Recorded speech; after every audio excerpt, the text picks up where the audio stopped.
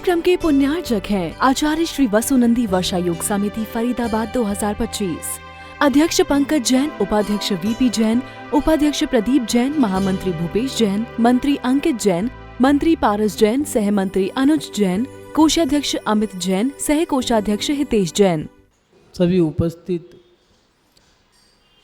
पुण्य आत्माओं एवं सब श्रद्धालु, सच्चे देवशास गुरु का भक्त, ये सच्चा जो भक्त है वो उनकी आज्ञा का पालन करते हुए अपना जीवन व्यतीत करता है और सच्चे तन मन धन से, पवित्र मन के माध्यम से वह धर्म की प्रभावना करता है।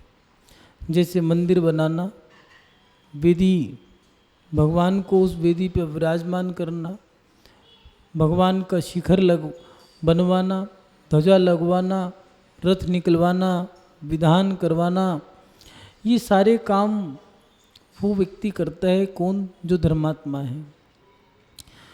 धर्मात्मा व्यक्ति धर्म की प्रभावना करने के काम करता है, लेकिन उसके मन में एक सवाल भी रहता है कि प्रभावना करते समय हमें किन किन बातों का ध्यान रखना है। हर व्यक्ति ये नहीं जानता कि धर्म की प्रभावना कैसे करनी है। ऐसा नहीं आज ही, पहले भी लोगों को ज्ञान नहीं था। कुछ लोग पुराने ज़माने में तो ज़्यादा धर्मात्मा होते थे, कहते थे हमें ये नहीं पता क्या करना है, हम नहीं जानते कछु भी।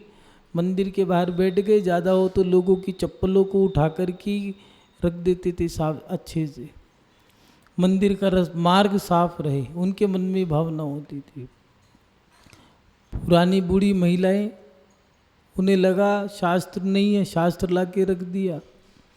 ये सब चीज़ें धर्म की प्रभावनाओं में उनको ज्ञान नहीं था, वो कर दिया करते थे, लेकिन फिर भी वो अच्छा काम करते थे। आज की नई पीढ़ी जो है, नौजवान जो है, वो ये नहीं जान पा रहे कि धर्म की प्रभावना अगर हमें करनी है तो कैसे करनी है। महानुभाव, पहले प्रभावना का मतलब समझ लें क्या है। जिस पे आपका प्रभाव पड़ गया उसे कहा प्रभावना। वो प्रभावना दो प्रकार की होती है, एक अच्छी प्रभावना, एक बुरी प्रभावना। बुरी प्रभावना को अप्रभावना का है, अच्छी प्रभावना को प्रभावना का है। अब इसमें अलग अलग मार्ग हैं, तुम किस मार्ग की प्रभावना करना चाहते हो।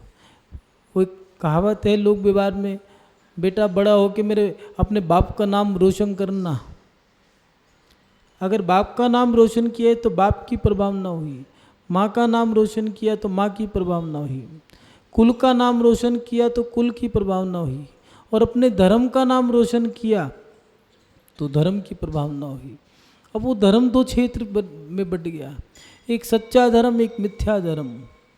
अब ये विषय अलग अलग बढ़ते जा रहे हैं, जितनी गहराई में जाओगे उतने उतने भेद प्रतिभेद होते होते असंख्यात चीज बढ़ जाएंगी। महानुभाव, अब समस्या ये है कि आज के नौजवान जो हैं उनके मन में एक चीज़ आती है कि हम प्रभावना तो करना चाहते हैं, लेकिन प्रभावना करते समय कोई भी काम करना है तो उसको किन बातों को ध्यान में रख के करना है।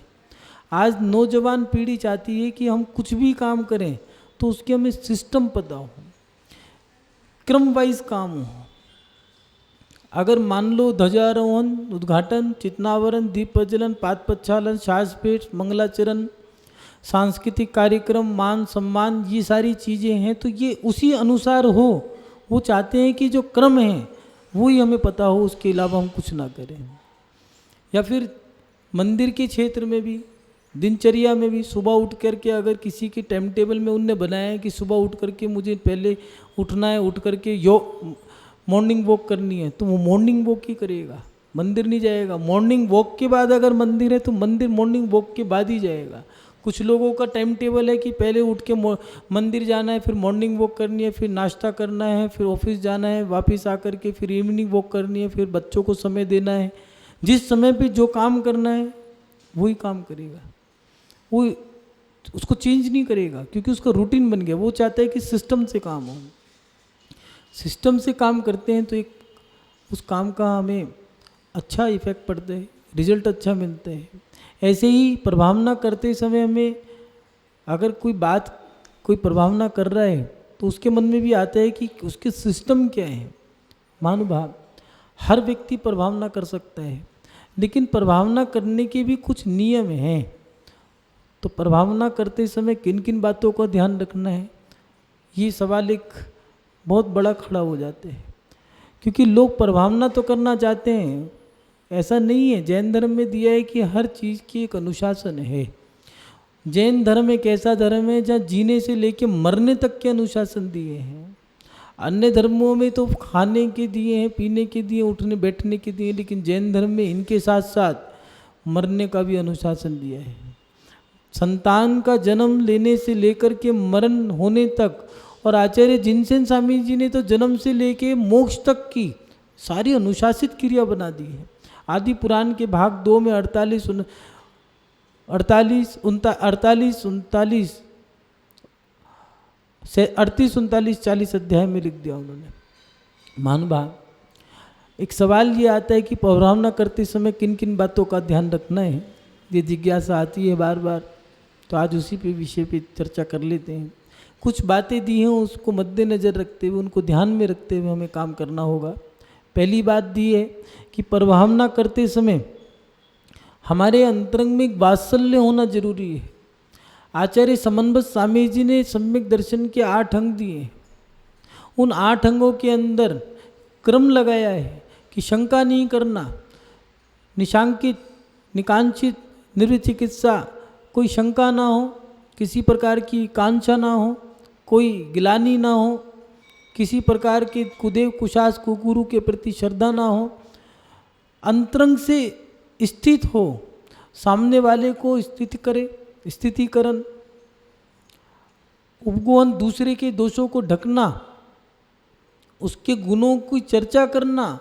जैसे माँ अपने बच्चे के गुणों की चर्चा करती है, दोषों को ढक देती है और उसको अकेले में समझाती है, बेटा इन दोषों को त्यागना है, अच्छाई को ग्रहण करना है, और उसकी अच्छाई की चर्चा करती है, बुराइयों को मात्र अकेले में जाके समझा के वहीं खत्म।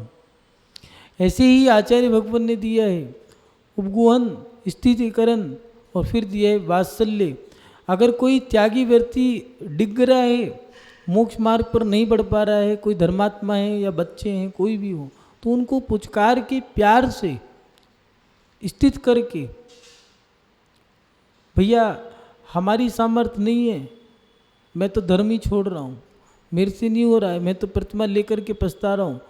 पहले के लोग क्या करते थे, आपकी समस्या क्या है बताओ, भैया मेरी सामर्थ्य नहीं है, चक्की नहीं चलती मेरे से, आटा नहीं पीसता, मैं तो प्रतिमा छोड़ने को तैयार हूँ। कोई बात नहीं, आप चिंता मत करो, मैं हूँ। एक चक्की वाला रख दिया, उसको तनख्वाह दे दी, ठीक है आपका आटा पीस के आ गया, उसकी व्यवस्था बना दी, वो अपना पुनः स्थित हो गया। कुछ संबोधन दे दिया कि देखो मोक्ष मार्ग है, इस मोक्ष मार्ग में सहन करना पड़ेगा, मोक्ष मार्ग में पुरुषार्थ तो करना पड़ेगा। घर बैठे डल्लभ के गद्दों पे सो के मोक्ष मार्ग नहीं मिलता, थोड़ा सहन करो, घर में भी कोई सुख नहीं है। उसको लगा बात सही है, फिर पुनः स्थित हो गया और फिर आगे बढ़ गया। ये स्थितिकरण।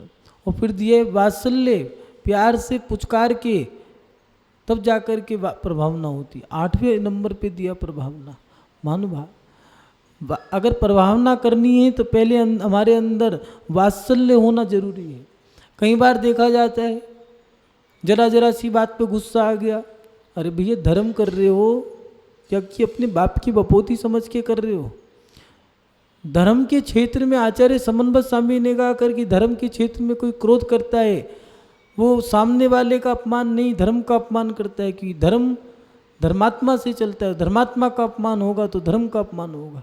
इसलिए जैन धर्म में दिया है वात्सल्य, प्यार से पुचकार के गले लगा के। पूज्य आचार्य श्री विद्यानंद जी कहा करते थे, जैनी जो नाम का वो अपने काम का, मत ठुकराओ, गले लगाओ, धर्म सिखाओ। ये 3 सूत्र थे उनके। व्यक्ति को ठुकराओ मत, उसको गले लगाओ प्यार से। जब गले लगाओगे, आप लोग पढ़ते हो, ज्योत से ज्योत जलाए जाओ, ज्ञान की दीप बढ़ाए जाओ। लेकिन मात्र बोलने से नहीं होगा, गुस्सा नहीं करना हमें, अहंकार, मायाचारी या भेदभाव ये नहीं करना। कुछ लोग ये सोचते हैं कि जैन धर्म तो पैसे वालों का या बड़ी जाति का ही है। क्यों भैया, क्या चंडाल जैन नहीं बना था? अहिंसा का त्याग, हिंसा का त्याग करके वो देव नहीं बना? क्या खदिर सागर भील, पुरुरवा भील ये तो मनुष्य थे, अगर तिरंचों में भी जाओ तो सांप है, सुअर है, नेवला है, घोड़ा है, गधा है, कुत्ता है, बंदर है, बैल है, मेंढक है, कौन सा जीव देव नहीं बना। इसीलिए जैन धर्म जन जन का है। कुछ लोगों ने सोच रखा है कि जैन धर्म हमारे बाप की बपोती है, मंदिरों में आएंगे, गुस्सा करेंगे, बच्चों को ऐसे लताड़ देंगे, ए सावधान। अरे भैया, कोई यमदूत आ गया क्या? 4 जने ऐसे मिलकर के बन जाते हैं उस मंदिर में, ऐसा लगता है कि चंडाल चौकड़ी यही है। महिलाएं डर जाती हैं उनके आने से, बच्चे डर जाते हैं, युवा डर जाते हैं। अरे भैया, तुम इंसान हो, धर्मात्मा हो, या यमदूत के दूत हो। इसीलिए आचार्य ने दिए वात्सल्य से काम करना है, प्रभावना करनी है तो इसको ध्यान में रखना होगा, हमारे अंदर वात्सल्य हो। दूसरी बात, अहंकार ना हो। किसको अहंकार दिखाओगे? अरे जिसकी वजह से तुम्हारी औकात बड़ी है, जिससे तुम्हारी वैल्यू है, उस भगवान के सामने क्या अपना अहंकार दिखाओगे? इसलिए भगवान के आगे हमारा अहंकार ना हो, वात्सल्य के साथ हम प्रभाव ना करें। गुस्सा, अहंकार, ये मायाचारी, अपनों को आगे करना, परायों को पीछे लात मार देना, या भेदभाव करना, ये मेरा नहीं है, ये उसका है, ये नीच जाति ऊंच जाति। जैन धर्म दिया है, सबका है, ठीक है। देव शास्त्र गुरु ये सच्चे हैं, पवित्र हैं, इन्हें पवित्र लोग छुए। अपन लोग शराब पी कर के, हरी बोतल पी कर के भी भगवान का शुभ अभिषेक कर दें। सामने वाला सफ़ेद बोतल पीता है दूध की, लेकिन उसका फिर भी अपमान, गलत है। इसमें हमें ध्यान रखना होगा। पौराणना करते समय हमें इन चीज वात्सल्य हमारे अंदर हो। जब तक वात्सल्य नहीं होगा तब तक प्रभावना नहीं होगा। आज नई नौजवान पीढ़ी चाहती है कि हमें पुचकार के आप कुछ भी करा लो, गुस्से में कराओगे तुम अपने बाप की नहीं सुन सकते। सब बच्चों का पढ़े लिखे हैं, सबके पास डिग्री है, सबकी पैकेज है। कोई 1 लाख रुपए महीना कमा रहा है, कोई 2 लाख, कोई 5 लाख महीना कमा रहा है। आज अपने बच्चा अपने बाप की नहीं सुनना चाहता, मंदिर में किसकी सुनेगा? इसीलिए मंदिर के अंदर धर्म के क्षेत्र में प्रभावना अगर करनी है तो वात्सल्य अंग हो, वात्सल्य गुण हो, वात्सल्य आपके अंदर भरा हो, तब जाके आप प्रभावना करना। अगर आपके अंदर वात्सल्य नहीं है तो आप प्रभावना मत करना। नियम से आपकी प्रभावना होगी और आप धर्म की भी प्रभावना करोगे। दूसरी बात, निस्वार्थ भाव होना। अगर धर्म की प्रभावना कर रहे हो तो मात्र धर्म की प्रभावना हो, निस्वार्थ भाव ना कर। तिलक, पटका, मान सम्मान, कोई कार्यक्रम करो तो सबसे बड़ी बात तो ये समस्या ये है कि 2 घंटे तो सम्मान के चाहिए। हर व्यक्ति कहता है मुझे सम्मान नहीं चाहिए, छोड़ता कोई नहीं है, समझ नहीं आता। माला मंगाई, माला खत्म, पटके मंगाए, पटके खत्म। सम्मान की तिलक की कटोरी भर के मंगाई, तिलक खत्म, केसर चाट गई सारी। सम्मान किसी को नहीं चाहिए और छोड़ता कोई नहीं है, समझते ही। इसीलिए निस्वार्थ भावना से सम्मान हो। कई लोग कहते हैं हमने दान दे दिया, हमारे तो माथे पे तिलक ही नहीं लगा। अरे भैया, तिलक लेने के लिए दान किया था या दान देने के लिए दान दिया था? निस्वार्थ भावना से दान करें, निस्वार्थ भावना से आप धर्म की प्रभावना करें। दूसरी बात दी है, आचार्यों का निर्देशन होना जरूरी है। मानो प्रभावना के साथ साथ वात्सल्य हो, वात्सल्य में निस्वार्थ भावना हो और आचार्यों का निर्देश। ये 3 चीज़ तो ऐसी हैं आपको ध्यान में रखनी पड़ेगी। निस्वार्थ भावना, इस पे जरूर ध्यान दें। तीनों, कोई सोचे एक चीज़ स्वीकार कर ले, नहीं भैया, चारों ही करना पड़ेगा। शिकंजी अगर बनानी है, आचार्यों ने उदाहरण दिए हैं। कोई कहते हैं मन से काम कर लें, वचन से ना करें तो वचन से काम कर लें, काहे से ना करें तो काहे से कर लो, मन वचन रहने देते हैं।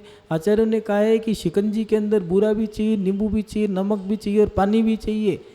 किसी ने कहा एक काम करो, 3 चीज़ ले लें और एक रहने दें, तो आचार्यों ने कहा है ठीक है, नींबू ले लो, नमक ले लो, बूरा ले लो, पानी निकाल लो, शिकंजी बन जाएगी, पी लेना। जैसे बिना पानी के, बिना नींबू नमक और बूरा के शिकंजी नहीं बन सकती, ऐसे ही हमें जो आवश्यकताएं हैं, उन जो ज़रूरत हैं, उन ज़रूरतों के बिना हमारा वो काम नहीं हो सकता। इसलिए प्रभावना करनी है तो हमारे अंदर वात्सल्य हो, निस्वार्थ भावना हो। आज जो व्यवस्थापक हैं, जो कार्यकर्ता हैं, वो परेशान हैं। आज प्रत्येक व्यक्ति के अंदर एक भावना है, मुझे मंच, माला, माइक मिल जाए। आता कुछ नहीं है, मुझे भी माइक पे बोलना है, मुझे भी मंच चाहिए, मुझे भी माइक चाहिए, मुझे भी माला चाहिए। अरे भैया, कुछ करो तो सही। ना 3 में ना 13 में सम्मान सबको चाहिए। मेरा सम्मान हो चाहे मैं 3 ना 13 में। इसलिए निस्वार्थ भावना ये होनी जरूरी है। आप निस्वार्थ भावना से सेवा करके देखो, आपको फल जरूर मिलेगा। एक उदाहरण मुझे बहुत अच्छा याद आता है, ये जीवंत घटना है। एक व्यक्ति था, वो सब जीवों की सेवा करता था, सबकी सेवा करता था, साधु संत और यहाँ तक कि प्रत्येक तिर्यंच मनुष्य तक की सेवा करता था। एक दिन वो पेड़ के नीचे विश्राम कर रहा था, किसान था, अपना काम भी करता, जीव दया के काम करता, जीवों की सेवा भी करता, बावड़ी, कुएं, मटका, पानी प्याऊ, किसी बूढ़ी महिला को मंदिर जाना हो हाथ पकड़ के छोड़ी आया, खाली समय में अपनी खेती भी देखता, वो भी काम करता, गृहस्थी भी चलाता। एक दिन विश्राम कर रहा था, अचानक एक आदमी आया उसके पास, कहने लगा, भाई साहब आप कहाँ जा रहे हो? कहने लगे, भैया मैं तो एक सेवक हूँ, किसान हूँ, पास के गांव में जा रहा था, थक गया हूँ, विश्राम करने के लिए यहाँ बैठ गया। क्या काम है मुझसे? कुछ नहीं, मिल गए थे, मैंने पूछ लिया, मैं भी भगवान के सेवकों का एक चिट्ठा बना रहा था, आपका नाम बता दो क्या है? उसने कहा, भैया मैं तो भगवान क्या, मैं तो राम के सेवक का सेवक हूँ। क्या नाम लिखोगे? लिख दो आप कि भगवान के सेवकों में मेरा नाम लिखना हो तो लिख दो, नहीं तो मैं तो कुछ भी नहीं हूँ। वो व्यक्ति चला गया, वो किसान अपने घर चला गया। प्रातःकाल हुआ, जब उठ के बाहर निकला तो उसके घर के बाहर स्वर्ण अक्षरों में लिखा था कि भगवान के सच्चे सेवक आप हो। महानुभाव, निस्वार्थ सेवा करके देखो, देव भी तुम्हारा साथ देंगे। लेकिन आज लोग कहते हैं कि हम काम कर रहे हैं, मंदिर में दान दे रहे हैं, धर्म की सेवा भी कर रहे हैं, सब काम कर रहे हैं, फल तो मिलता नहीं है। फल मिलेगा कहाँ से? सारा तो खा गए, माला ले ली, पटका ले लिया, तेल ले लिया, मोमंटू ले लिया, शोल ले लिया, साफा ले लिया, चद्दर ले ली, खाना खा गए। अरे भैया दिया था 1100 रुपये, 5100 का तो तुम पेट में लेके चले गए, 4100 का तो कर्जा है तुम्हारे ऊपर मंदिर का। ये चीज़ ध्यान में रखनी पड़ेगी। अब वो कह रहा है फल तो कुछ नहीं मिल रहा, फल कहाँ से मिलेगा? 1100 दे के 4100 खा गए, कौन सा ब्याज लेके तुमने किया? ये तो चक्रवर्ती ब्याज से भी बड़ा ब्याज है। इसीलिए आचार्य भगवान कह रहे निस्वार्थ भावना हो। दूसरी बात, आचार्यों के निर्देशन में काम करना होगा, धर्म की प्रभावना करनी है तो आप आचार्यों का निर्देशन जरूर लें। जो भी काम करें, जैसे मंदिर बनवाना है, आचार्यों का निर्देशन लें। आचार्यों का काम ही यही है, शिक्षा देना, दीक्षा देना, प्रायश्चित देना, ये संघ का काम। और समाज सुधार, सिद्ध क्षेत्र, अतिशय क्षेत्र, समाज सुधार और धर्म की रक्षा करना, समाज को साथ में लेके चलना, जन जन के लिए जो जीते हैं वो हैं आचार्य। साधु का काम नहीं है, साधु का काम नहीं है प्रवचन देना, साधु का काम नहीं है कुछ भी। साधु का काम तो आचार्य कुन स्वामी ने दिया, ध्याना झण मुखम, ध्यान करो, अध्ययन करो। हम प्रवचन दे रहे हैं, नहीं दें तो कोई समाज ये नहीं कह सकती कि महाराज जी 2 रोटी खाते हो प्रवचन दो। आचार्य को तो देना पड़ेगा, आचार्य को प्रायश्चित भी देना है, शिक्षा भी देनी है, दीक्षा भी देनी है, और समाज सुधार, धर्म की रक्षा करने की जो कार्य हैं वो करनी है। आचार्यों से मंदिर अगर बनाना है, आचार्यों के निर्देशन में काम करें। दूसरी बात दी है संत निवास, मंदिर, रथ बनवाना है, धर्म की जो क्रियाएं हैं, पाठशाला हो या फिर स्वाध्याय कौन सा करें, किस ग्रंथ को हम पढ़ें, कौन से हम व्रत लें, त्याग कैसे करें, कौन से त्याग करें, किस क्षेत्र में हम जाएं, दीक्षा कर लेनी है या फिर यात्रा भी करनी है तो आचार्य का आशीर्वाद लेकर के करना। आचार्य जिनसेन स्वामी ने कहा है कि बिना गुरु आज्ञा के आप कुछ ना करें। संतान का जन्म होना है तो उन्होंने कहा 45 दिन बाद भगवान के आगे और गुरु से आशीर्वाद लेने जाओ। 5 साल का स्कूल में जाना है तो गुरु आशीर्वाद लो। 8 साल का हो गया तो नैष्ठिक शावक की दीक्षा दिलवाओ, गुरु के पास लेके जाओ। 20 साल का हो गया, शादी करने जा रहा है तो फिर अब गुरु के पास लेके जाओ, आशीर्वाद दिलाओ। व्यापार संभाला है तो गुरु का आशीर्वाद दिलाओ। क्यों? बिना गुरु के आशीर्वाद के वो भटक सकता है। लॉजिक है इसके पीछे। आचार्यों की दूरदृष्टि होती है। आप जो काम करोगे अगर उसमें कोई गलत है तो वो दिशा दिखा देंगे, गलत है इसको सही करो। कई बार देखा जाता है किसी आचार्य के निर्देशन में काम नहीं किया तो उसका पछतावा भी होता है, 1 के 10 रुपये भी खर्च हो जाते हैं। रथ बनवाना था, गलत बन गया, पहले कह रहे थे भैया राय ले लो, नहीं ली, मानी नहीं, जिद्दी थे, ठीक है। कई बार ऐसा होता है मंदिर बनवा लिया, वास्तु खराब कर दिया, अब दोबारा उतारो, फिर दोबारा चढ़ाओ, यहाँ से तोड़ो, वहाँ से फोड़ो। अरे भैया एक बार पूछ लेते क्या जा रहा था। इसलिए आचार्यों का निर्देशन लें। महानुभाव इन सब बातों को ध्यान में रखें, तब जाके प्रभाव ना करें। और सबसे अंतिम बात जो दी है, बड़ी सोच के साथ प्रभाव ना करें। जो भी कार्य करें सब बड़ी सोच लेकर करें। जैसे आज के समय में जो मंदिर बन रहे हैं, जो काम हो रहे हैं, छोटी सोच के ज़्यादा हैं, बड़ी सोच के नहीं। खजुराहो का मंदिर देख के आना, सोनागिर में 20 कोठी है उसको देख के आना। पहले मोटी मोटी दीवारों को लेकर के मंदिर बनते थे, संत निवास बनते थे। मंदिरों के अनुशासन ऐसे हुआ करते थे जो परंपरा आज तक चलती आ रही है। लेकिन आज एक अध्यक्ष ने मंदिर बनवाते तो दूसरे अध्यक्ष तक गारंटी नहीं है मंदिर चल पाएगा नहीं चल पाएगा। आरसीसी के मंदिर बना डालते हैं, पता चला एक ने बनाया, दूसरे के में तो छत गिरने का समय आ गया।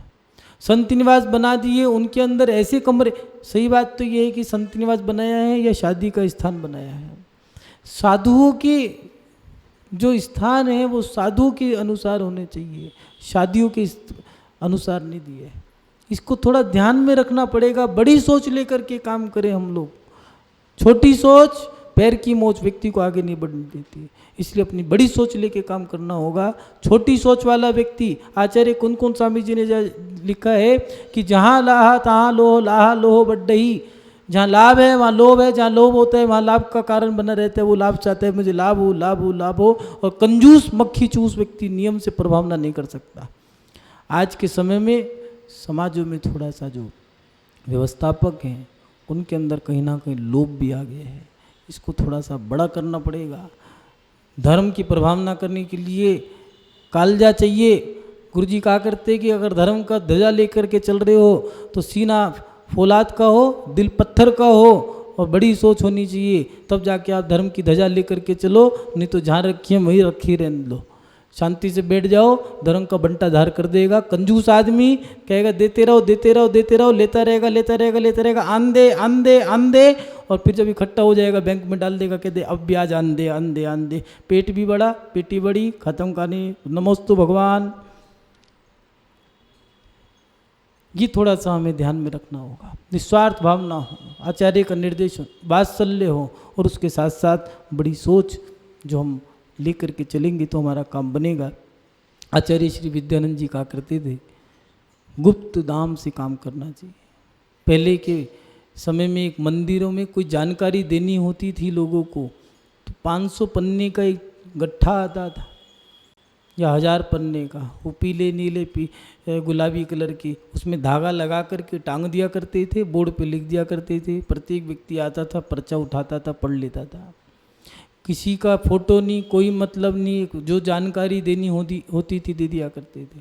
आज आचार्य का फोटो, उसके नीचे साधु के फोटो, उसके नीचे कमेटी की फोटो, दान दातर की फोटो, संगीतकार की फोटो, पंडित जी की फोटो, नमनकर्ता की फोटो, चैनल वाले की फोटो। अरे फोटो छापने के लिए दिया था पर्चा या फिर तुम्हें जानकारी के लिए दिया? जानकारी तो उसमें है ही नहीं है। फोटो डाल दी 101, जानकारी नहीं थी, 1-2 भी जानकारी नहीं मिली। ऊपर लिखा था पंच कल्याणक प्राण प्रतिष्ठा महोत्सव, फोटो थी 150। ये गुप्त काम करना होगा। लाख रुपए दे करके अपना लगवा दिया पट्टा।